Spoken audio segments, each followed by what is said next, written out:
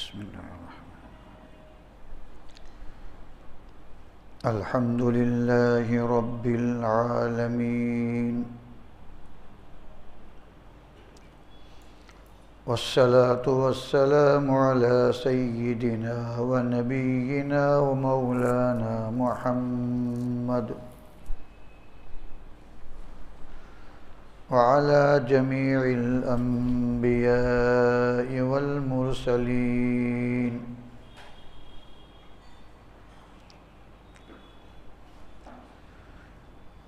وعلى آلهم وأصحابهم أجمعين أما بعد فأعوذ بالله من الشيطان الرجيم بسم اللہ الرحمن الرحیم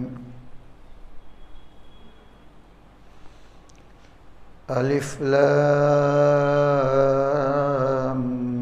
میم ذالک الکتاب لا ریب فیہ ھدی للمتقین الذين يؤمنون بالغيب ويقيمون الصلاة ومما رزقناهم ينفقون والذين يؤمنون بما أنزل إليك وما أنزل من قبلك وبالآخرة هم يوقنون أولئك على هدى من ربهم وأولئك هم المفلحون صدق اللہ العظیم۔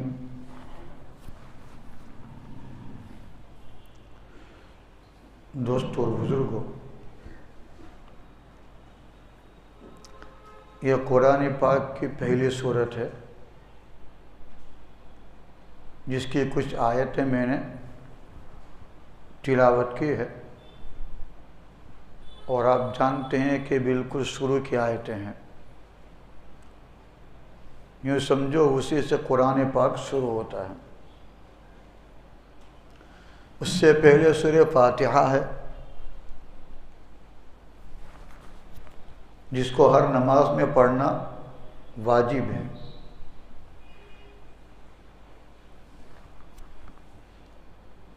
اور ہر نماز میں پڑھنا اللہ تبارک و تعالیٰ نے واجب اس بنا پر کیا ہے، اس لیے کہ اس میں ایک خاص دعا ہے، تو بندہ وہ دعا ہر نماز میں مانگتا رہے گا تو اس دعا کی قبولیت ہوگی اور بندہ اس کے مطابق چلتا رہے گا۔ اور وہ دعا ہے اہدنا الصراط المستقیم صراط الذین انعمت علیہم۔ یہ بہت بڑی دعا ہے اور آپ خود مانگ رہے ہیں، اللہ نے کہا یہ مانگو، اور ہم کیا کہہ رہے ہیں؟ مانگ رہے ہیں۔ علماء فرماتے ہیں الحمدللہ رب العالمین، یہ اللہ کا کلام ہے، اس لیے اس سے پہلے ایک جملہ یہاں حذف کر دیا ہے اللہ نے، یوں کہا ہے قولوا الحمدللہ رب العالمین، تم الحمدللہ رب العالمین کہتے رہو، یعنی پوری سورت پڑھتے رہو اور کہتے رہو۔ یہ اللہ تبارک و تعالیٰ نے ہمیں تو حکم دیا ہے اور ہم اس کے مطابق کرتے بھی ہیں۔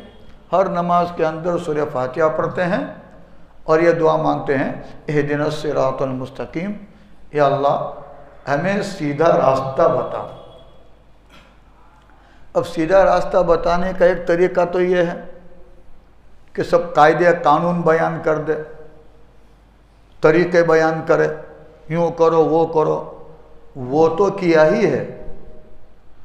پورا قرآن دستور ہے، قانون ہے، طریقے ہیں، اللہ نے بتایا ہے سب کے سب، مگر شروع میں وہ نہیں مانگا اور شروع میں وہ بتایا بھی نہیں. اللہ کا کلام بڑی حکمت بھری ہوتے ہیں، بہت حکمت کا والا کلام ہے. ہم نے مانگا صراط مستقیم، سیدھا راستہ مانگا، تو سیدھا راستہ بتا نہیں دیا اللہ نے سیدھا، بلکہ یوں کہا جو میں کہوں وہ مانگو. کیا؟ جو میں کہوں وہ مانگو. اہدنا الصراط المستقیم، تو ہمیں سیدھا راستہ بتا. صراط الذین انعمت علیہم، یعنی ان لوگوں کا راستہ جس پر تو نے انعامات کیے ہیں. ہاں کیا بتا؟ قانون نہیں مانگا، طریقہ نہیں مانگا، کیا مانگا؟ ان لوگوں کا راستہ جن پر تو نے انعامات کیے ہیں. کون سے انعامات کیے ہیں؟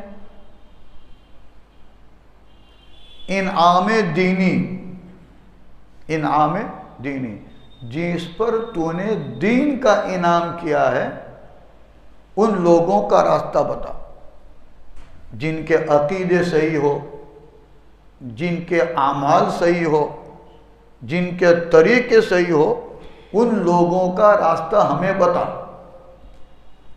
بھائی یہ کون ہے؟ اللہ تبارک و تعالیٰ نے دوسری آیت میں اس کی تفسیر کی ہے. من النبیین والصدیقین والشہداء والصالحین. تو ہم کو راستہ بتا نبیوں کا، تو ہم کو راستہ بتا صدیقین کا، اور تو ہم کو راستہ بتا اولیاء کا، اور راستہ بتا ہمیں صالحین کا. یہ چار جماعتیں ہیں، چار جماعتیں. انبیاء علیہ السلام کی ایک جماعت، صدیقین دوسری جماعت، اولیاء تیسری جماعت، شہداء چوتھی جماعت. لہذا سورہ فاتحہ میں اللہ تبارک و تعالیٰ نے ہمیں ان چار جماعتوں کے طریقے پر یا ان چار جماعتوں کے راستے کو مانگنے کی ہمیں حکم دیا کہ مانگو. قاعدہ مانگنے کا حکم نہیں دیا. میں وہی کہہ رہا ہوں، کوئی قاعدہ مانگنے کا حکم نہیں دیا، کوئی قانون مانگنے کا حکم نہیں دیا، ان لوگوں کے راستہ مانگنے کا حکم دیا. اس کا مطلب یہ نکلے گا ہدایت پر وہ ہے جو ان لوگوں کے راستے پر چلے گا. ہدایت پر وہ ہے جو ان لوگوں کے راستے پر چلے گا، اور جو ان کا راستہ چھوڑ کر کسی اور کے راستے پر چلے گا تو وہ ہدایت پر ہو سکتا نہیں ہو سکتا. اور اللہ تبارک و تعالیٰ نے ہماری دعا قبول فرمائی، ہماری دعا قبول فرمائی، اور سورہ بقرہ شروع فرمائی. وہاں کیا کہا؟ ھدی للمتقین. ہاں یہ قرآن متقیوں کے لیے ہدایت ہے. یہ قرآن کیا ہے؟ متقیوں کے لیے، یعنی جو متقی بننا چاہتا ہے اس کے لیے ہدایت ہے. اب متقی کون ہے؟ وہی انبیاء علیہ السلام. یہ متقیوں کی سب سے بڑی جماعت ہے. پھر صدیقین یہ متقیوں کی دوسرے نمبر کی جماعت ہے، اور شہداء اور صالحین یہ تیسری اور چوتھی جماعت ہے. تو یہ متقین جو اللہ سے ڈرنے والے ہیں، اللہ سے کیا ہے؟ ڈرنے والے ہیں، اللہ سے خوف کھانے والے ہیں. اپنے عبادت کے معاملے میں، اپنے کاروبار کے معاملے میں، اپنی ملازمت کے معاملے میں، دن بھر کے جتنے بھی کام کاج ہے ان تمام کام کاج میں اللہ سے ڈرنے والے ہیں. یہ وہ لوگ ہیں کہ جن پر اللہ تبارک و تعالیٰ نے دین کا انعام کیا ہے. لہذا اللہ نے کہا ان کے طریقے کو مانگو، ان کے راستے کو مانگو. لہذا تم ان کے راستے پر چلو گے، ہدایت پر رہو گے. اب کون ہے وہ لوگ وہ بھی اللہ تبارک و تعالیٰ نے ہمیں بتا دیا۔ متقین کون ہے؟ الذین یؤمنون بالغیب، متقی وہ ہے جو بن دیکھی چیزوں پر ایمان رکھتے ہیں، بن دیکھی چیزوں پر ایمان رکھتے ہیں۔ اللہ کو نہیں دیکھا مگر ہمیں ان پر ایمان ہے، رسول اللہ صلی اللہ علیہ وسلم کو ہم نے نہیں دیکھا مگر ایمان ہے، قرآن کے نازل ہونے کو ہم نے نہیں دیکھا مگر ہمیں ایمان ہے، آخرت ہم نے نہیں دیکھی مگر ایمان ہے، قبر ہے، حشر ہے، نشر ہے، جنت ہے، دوزخ ہے، پل صراط ہے، ملائکہ ہے، جنات ہے، فرشتے ہیں، یہ تمام کے تمام ہے، ان کو کسی کو دیکھا نہیں ہے مگر جو ان پر ایمان رکھے۔ اللہ پر ایمان ہو، اور اللہ پر ایمان رکھنے کا مطلب یہ ہے کہ اللہ تبارک و تعالیٰ ہی کو سب کچھ دینے والا اور سب کچھ لینے والا مانے۔ اللہ ہی دینے والا ہے، اللہ ہی لینے والا ہے، اس لینے دینے کے واسطے کسی اور کے سامنے سر نہ جھکا ہے، اس لینے دینے کے واسطے کسی اور کے سامنے ہاتھ نہ پھیلا ہے۔ اس نے کہا، اللہ نے بھی کہا، بول تو نماز کے اندر ایاک نعبد و ایاک نستعین، ہم تیری ہی عبادت کرتے ہیں اور اپنے ہر کام میں تجھ سے ہی مدد مانگتے ہیں۔ ایک طریقہ بولنے کا عربی میں یہ تھا، نعبدک ونستعینک، کیا ہے؟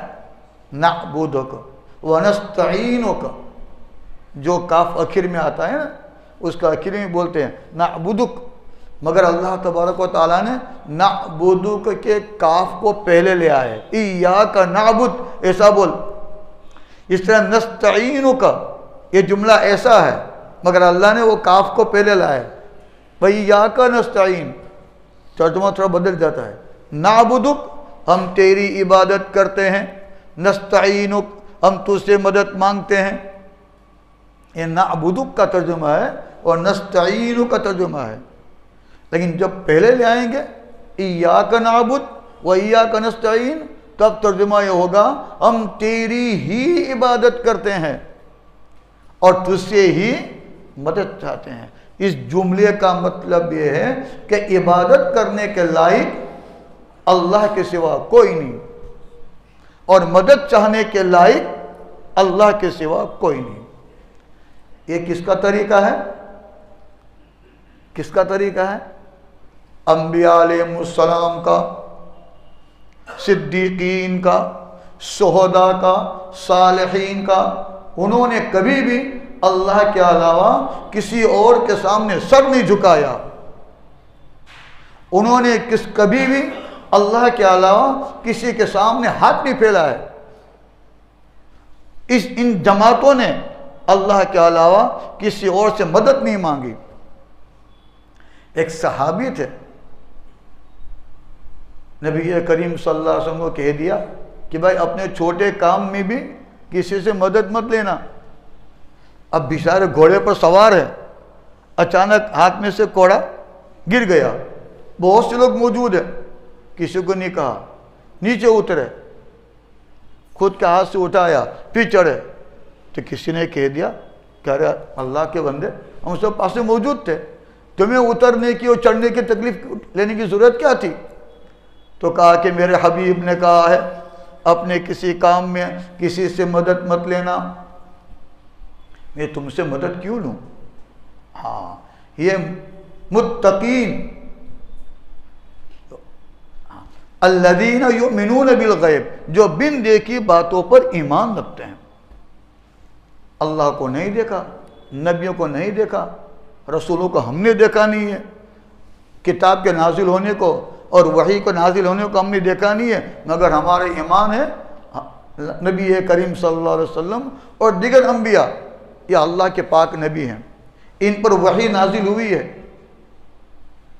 لہذا تو ان کے راستے پر چلنے کا حکم دیا گیا۔ ہمارے اس ایمان بالغیب اتنا کمزور ہو چکا ہے کہ اب تو کسی کو یہ کہا جائے کہ بھائی ذرا اپنا معاملہ درست کر لو، اللہ کو حساب دینا ہے، وہ بھی ایمان بالغیب ہے نا، حساب سامنے نہیں ہے ابھی ہمارے۔ تو اگر کسی کو کہا جائے اپنا معاملہ درست کر لو، اپنا لین دین درست کرو، کسی کا حق نکلتا ہو ادا کر دو، اپنا حق چھوڑ دو گے جو پکڑنی ہوگی، مگر کسی کا حق کھا کر جائیں گے تو وہاں پکڑ ہوگی۔ کہہ دو کسی کو، خاص طور پر جو غصے میں ہو تو ان کو کہہ دو کہ ارے بھائی دے دو اس کا حق، اللہ کو حساب دینا ہے۔ تو کیا بولتے ہیں؟ کون دیکھنے گیا ہے؟ اچھا دیکھو گے تبھی مانو گے؟ تو اپنے ابا ہے، تمہارے پاس کیا دلیل ہے؟ تم دیکھنے گئے تھے؟ اپنے ابا ہے کہ ہم نے دیکھا؟ لوگ کہتے ہیں بھائی یہ تمہارا ابا ہے، مان لیتے ہیں نا، مان لیتے ہیں ہاں ہمارا ابا، اور کتنا پکا یقین، جیسے ہم نے ابا کو ابا ہوتے ہوئے نہیں دیکھا ہے مگر اس کے ابا ہونے پر پکا یقین ہے، ایک تھوڑا برابر شک نہیں ہے اللہ پر، اللہ کے نبیوں پر، قرآن کے نازل ہونے پر، وحی کے نازل ہونے پر، قبر اور حشر اور جنت اور دوزخ پر اتنا ہی یقین ہونا چاہیے، تو ہمارا ایمان بالغیب مکمل ہوگا، تو ہم متقیوں کے لائن میں آئیں گے اور اسی کو قرآن فائدہ دے گا۔ اس لیے آج کل جو ہم کو قرآن فائدہ دیتا نہیں ہے نا، اس کی وجہ یہ کہ سب سے بڑی چیز جو ایمان بالغیب ہے اس سے ہمارے دل خالی ہو گئے ہیں، اس سے ہمارے دل خالی ہو گئے، اللہ سے ہونے کا یقین ختم ہو چکا ہے۔ ہم یہ سمجھتے ہیں سب کچھ ہم ہی کر رہے ہیں، حالانکہ سب سے پہلے اللہ کو یہی سکھاتے ہیں کہ بھائی یوں کہو ہم تیری ہی عبادت کرتے ہیں، ہر کام میں تیری ہی مدد لیتے ہیں، گویا کہ تو ہی سب کچھ کرنے والا ہے، تیرا علاوہ کوئی نہیں۔ اسی وجہ سے دیکھو دنیا کے اندر ہمارے بڑے ہمارے سامنے ہوتے ہیں تو ہم آپ بولتے ہیں، تم بولتے ہو،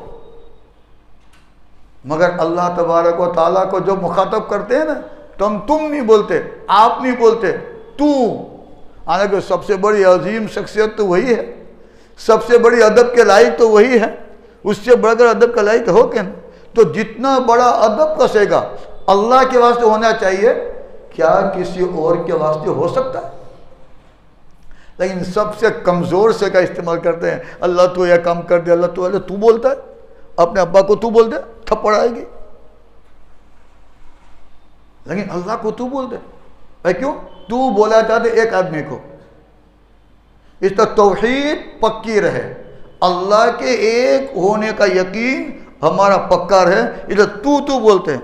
حضرت تھانوی رحمۃ اللہ علیہ تفسیر بیان القرآن میں شروع میں ادب پر گئے، شروع میں ادب پر، ہر جگہ آپ بولتے تھے،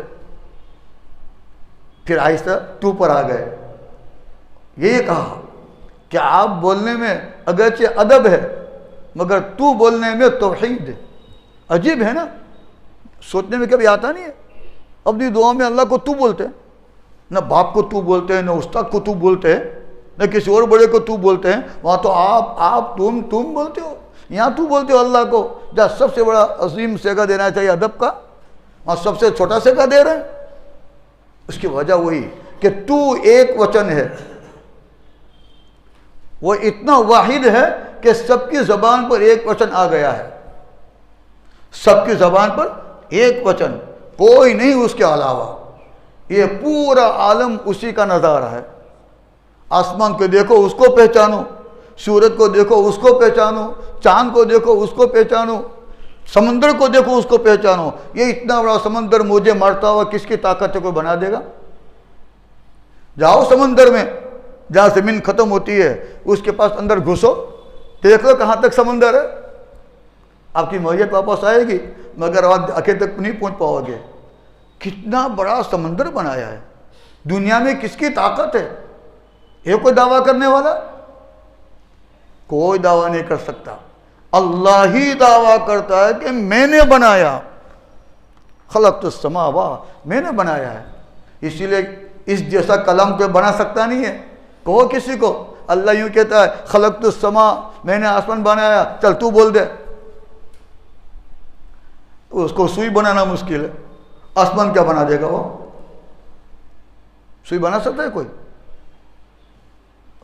آپ کو کمپنیاں پوری کھڑی ہے، ارے اس کے میٹیریل کہاں سے آیا؟ اس کا میٹیریل کہاں سے آیا؟ تو نے بنایا. یہ جب بناتے ہیں نا سب جوڑتے ہیں، ترتیب دیتے ہیں. آپ خالی ترتیب کا کام کر رہے ہیں. کمپیوٹر بناؤ کہ ٹرین بناؤ، خالی ترتیب کا کام. یوں کرو تو ٹرین بن جائے گی، یوں کرو تو کمپیوٹر بن جائے گا، یوں کرو تو یہ بن جائے گا، یوں کرو تو وہ بن جائے گا. مگر یہ میٹیریل کہاں سے آیا؟ لوہا کہاں سے آیا؟ سونا کہاں سے آیا؟ چاندی کہاں سے آیا؟ اور معدنیات کہاں سے آئی؟ تم نے بنائی کیا؟ بناؤ اپنا لوہا، بناؤ اس سے سوئی. پھر قوم نے بنائی، وہ ایک ہے، اس کے علاوہ کوئی نہیں بنا سکتا. جب بنا سکتا نہیں ہے تو سب کچھ کرنے والا بھی کون ہے؟ وہی ہے. کسی کی طاقت نہیں کہ کسی کو اولاد دے دے، کسی کو طاقت نہیں کہ کسی کو کچھ اور دے دے. سب وہی دینے والا ہے، پیدا کرنے والا وہی ہے، سب کچھ بنانے والا وہی ہے. اسی کی شان ہے تو سب روشنی ہے. اگر وہ نہیں کچھ نہیں، اگر وہ نہیں کچھ نہیں. زمین پر آپ بیٹھے ہیں، زمین کس پر ہے بتائیے آپ مجھے. آپ کو جو فلاں پر ہے، فلاں کس پر ہے وہ بتائیے. آپ کو فلاں پر ہے، وہ فلاں کس پر ہے وہ بتائیے. آخر میں کہیں تو کہنا پڑے گا نا وہ کس پر ہے پتہ نہیں ہے. یوں کہتے ہیں کہ زمین مچھلی پر ہے، مچھلی پانی پر ہے، پانی ہوا پر ہے، اور ہوا کیا کوئی ہوا ایسی ہے جو 58-54 روپیہ کو روک لے؟ ہوا میں رکھو اپنا روپیہ، ہوا میں رکھو اپنی 54 اپنی 58، کیا ٹھہر جائے گی؟ نہیں ٹھہرے گی. اتنی بڑی زمین کو اللہ تبارک و تعالیٰ نے اپنے امر کن پر قائم رکھا ہے. اس کا امر ہے تجھے یوں رہنا ہے، اس لیے ایسی ہے. اگر مان لو تھوڑی دیر کے واسطے وہ نہ رہے، اس کا حکم نہ رہے، اور اس کا حکم نہ رہے تو یہ سب دھرم بھرم ہو جائے گا. پوری کائنات اسی حکم پر قائم ہے، کسی اور کے حکم پر قائم نہیں ہے. تو پھر عبادت کے لائق بھی کون ہوگا؟ وہی جو اتنا بڑا قادر ہو، جس کے سامنے ہر عاجز، جس کے سامنے ہر ایک عاجز، وہ اتنا بڑا قادر ہے، وہی عبادت کے لائق ہے. یہ پیشانی اسی کے لیے ہے. کسی اور کے سامنے یہ پیشانی جھکے تو اس کی ناقدری ہے. کیا ہے؟ اس کی ناقدری ہے. اللہ کے علاوہ اور کو معبود ماننا، اللہ کے علاوہ اور کے سامنے سجدہ کرنا، یہ اللہ کی بے عزتی ہے. اللہ کی کیا ہے؟ بے عزتی، اللہ کی توہین، اللہ کی ناقدری ہے. اور ظاہر بات ہے کسی بڑے کی ناقدری کی جائے، توہین کی جائے، تو کوئی بڑا اس کو برداشت کرتا نہیں کرتا. ہاں یہ بات دوسری ہے کہ اس میں طاقت نہیں کہ اس کا کچھ کر لے، ورنہ کر کے دکھا دے گا. لیکن اللہ قادر ہے، اس کا بردبار بھی اتنا زیادہ ہے، بہت صبر کرنے والا ہے اللہ. ہاں حلیم، بڑا بردبار. دنیا اکثر مخالف ہے، مگر اس کا حلم ہے کہ ہم بچے ہوئے ہیں. اللہ کے علاوہ اور کے سامنے اپنے سر کو جھکانے والے جو بچے ہیں، یہ اللہ کے حلم کی وجہ سے. لیکن جب تک دنیا ہے تب تک حلم ہے، اور دنیا ختم ہوگی، آخرت میں پہنچ جائیں گے، پورا حلم اللہ ختم کر دیں گے کافروں کے حق میں. اللہ کے علاوہ اور کے سامنے سر جھکانے والوں کا حلم ماں ختم ہو جائے گا. لہذا متقی وہ ہے، اللہ کی ہدایت پر چلنے والا وہ ہے جو سب سے پہلے ایمان بالغیب کو درست کر لے. غیب پر ایمان یہ درست کر لے. اور غیب کیا؟ یہی یہ پورا نظام صرف اللہ ہی چلانے والا ہے، اس میں کسی کا کوئی دخل نہیں ہے ایک ٹکا بھی. یہ مان لو، ہاتھ پھیلانا ہو اسی کے سامنے ہاتھ پھیلاؤ، اور کے سامنے ہاتھ مت پھیلاؤ. یہ ہمارے انبیاء کی تعلیم ہے، یہ ہمارے صدیقین کی تعلیم ہے، یہ ہمارے شہداء کی تعلیم ہے، یہ ہمارے صالحین کی تعلیم ہے۔ یہ 4 جماعتیں ہی ہیں کہ جس کی اتباع کرنے کا اللہ نے حکم دیا ہے۔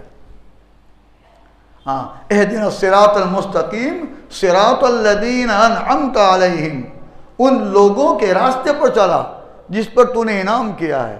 کون سا انعام؟ دین کا انعام، جن کو دیندار بنایا ہے، اور دیندار میں 4 جماعتیں آتی ہیں جن کی اتباع کرنے کا ہم کو حکم دیا ہے۔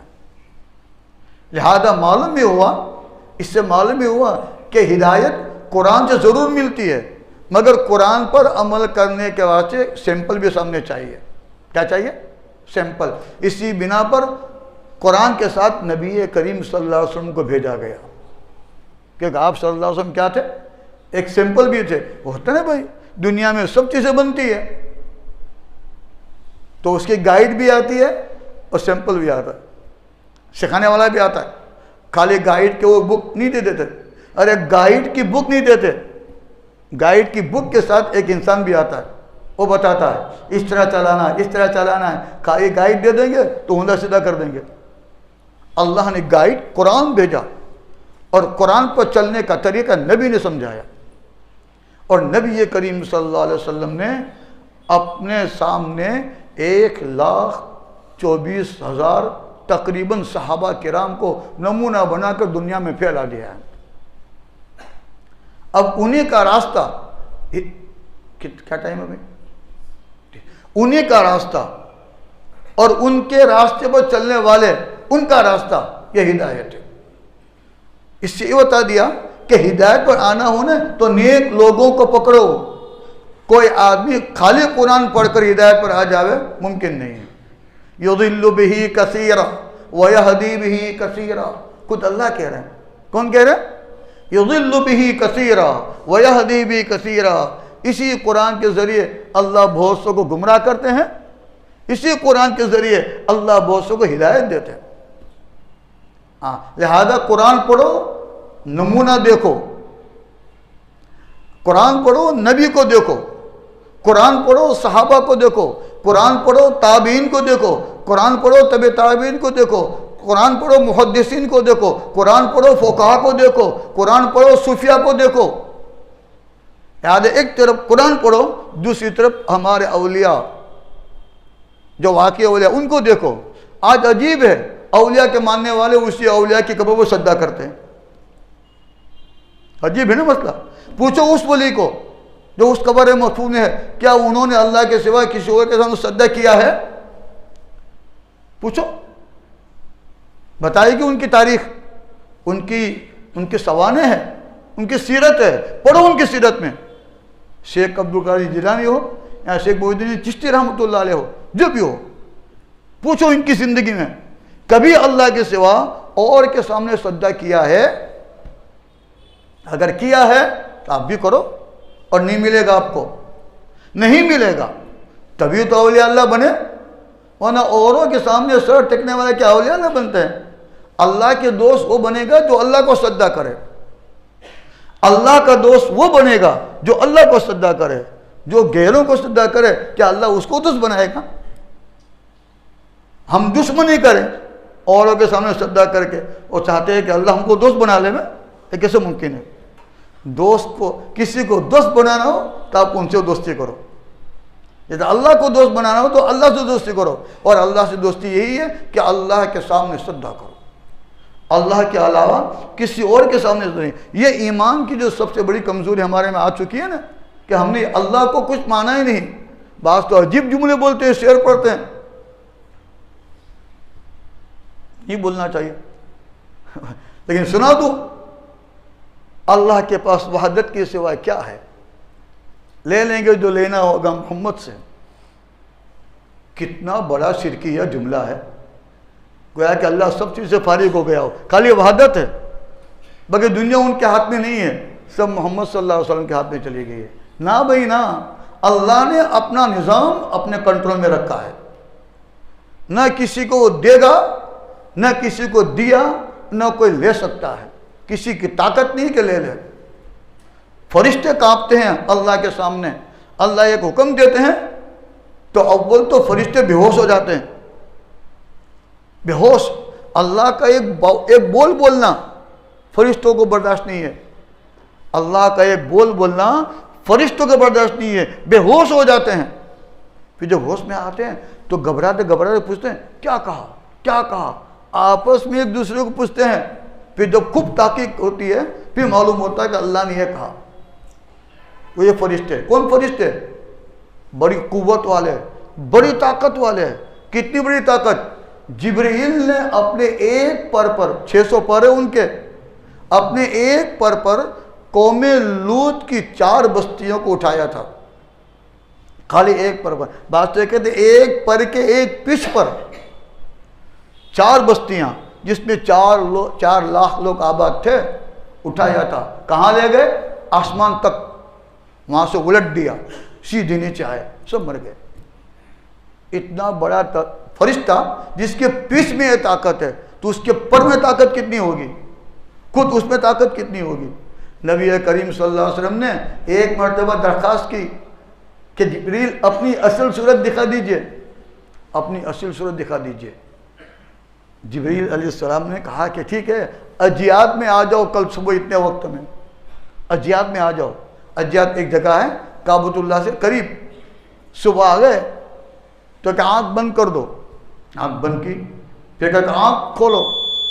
آنکھ کھولی تو دیکھا کہ ایک بہت بڑی کرسی ہے اور ایک بہت بڑی چیز بیٹھی ہوئی ہے جو مشرق سے لے کر مغرب تک پھیلی ہوئی ہے. نبی کریم صلی اللہ علیہ وسلم برداشت نہ کر پائے, بے ہوش ہو کر گر پڑے. یہ جبریل تھے جن کی اصل صورت تھی. پورے آسمان کو گھیر لیا تھا. آسمان کا دیکھیں جیسے بادل چھا جاتے ہیں نا, آسمان دکھتا ہی نہیں, وہ پورے آسمان پر چھا گئے تھے, کوئی دکھتا نہیں تھا. آپ صلی اللہ علیہ وسلم بے ہوش ہو گئے اور گر گئے. ایک فرشتہ جو اتنا طاقتور ہے تو کروڑوں فرشتے وہ طاقتور کتنے ہوں گے, مگر پھر بھی اللہ ایک حکم دے تو بے ہوش ہو جاتے ہیں. اتنی طاقتور مخلوق. تو اب سوچو اللہ کتنا بڑا قادر ہوگا, کتنی بڑی قوت کا مالک ہے. انداز لگاؤ. اب اس کے سامنے سجدہ کرنے کے بجائے کسی اور کے سامنے سجدہ کریں گے تو کیا وہ طاقت برداشت کرے گی؟ نہیں. لہذا ایمان بالغیب, اپنا غیب کا ایمان بنانا ہو, مضبوط کرو. کہاں بنے گا؟ متقیوں کے پاس جا کر. اپنے متقیوں کے پاس جاؤ, اپنے اکابر کے پاس جاؤ, بیٹھو ان کی مجالس میں. وہ ایمان سکھاتے ہیں, وہ اعمال سکھاتے ہیں, وہ دین سکھاتے ہیں. جب تک ان کی جوتیوں کا ہاتھ میں نہیں اٹھاؤ گے, ان کی جوتیوں کا ادب نہیں کرو گے, تب تک ایمان حقیقت میں نہیں آئے گا. بولنے سے نہیں آتا, ان اکابر کے پاس جانے سے آتا ہے. ان کے ہاتھ میں ہاتھ دو, ان سے پوچھو ہمیں کیا کرنا ہے کیا نہیں کرنا. جائیں گے, پوچھیں گے, وہ بتائیں گے, اس کے مطابق اپنی زندگی گزارو. اس لیے کہا صراط الذین انعمت علیہم, جس کو تو نے دین دیا ہے ہم کو اس کا راستہ بتا. تو دین ان کے پاس ہے, وہاں بیٹھیں گے وہاں آئے گا. کسی کو درزی بننا ہو درزی کے پاس جانا پڑے گا, کسی کو گھڑی ساز بننا ہو تو گھڑی کے پاس جانا پڑے گا, کسی کو کپڑا فروش بننا ہے تو وہاں جاؤ. جس کو دو دھندا سیکھنا ہو وہ اس دھندے والے کے پاس جاؤ تو دھندا سیکھے گا. اور آپ کو دین گھر میں سیکھنا ہے, کہاں سے آ جائے گا؟ دین سیکھنا ہو دین والوں کے پاس جاؤ تو دین ملے گا. اکابر کے پاس جاؤ, ان کی جوتیاں سیدھی کرو, ان کا احترام کرو, ان کا ادب کرو اور ادب کے ساتھ سیکھو. اللہ خود دین سکھائے گا. گھر میں بیٹھ کر دین نہیں آئے گا. ہاں, گھر میں بیٹھ کر کپڑا بیچتا سیکھ سکتے نہیں ہیں, گھر میں بیٹھ کر درزی بن سکتا نہیں ہے, گھر میں بیٹھ کر گھڑی ساز نہیں بن سکتا, گھر میں بیٹھ کر کچھ نہیں سیکھ سکتا. جہاں جو چیز ہوتی ہے وہاں جاؤ, آپ سیکھ سکو گے. دین جہاں ہے وہاں جاؤ, آپ سیکھ پاؤ گے. گھر میں بیٹھ کر دین نہیں سیکھ پاؤ گے. تبھی تو مدارس ہے, تبھی تو خانقاہ ہے, تبھی تو دعوت کا راستہ ہے. جاؤ سیکھو. اللہ تعالیٰ ہمیں کما حقو ایمان بالغیب سکھا دے. اللہ اپنے دل میں اللہ کی عظمت ڈال دے, اللہ سے ہونے کا یقین جیسا ہونا چاہیے اللہ ہمارے دل میں ڈال دے. اللہ ہماری دعا کو قبول فرمائے. وآخر دعوانا الحمدللہ.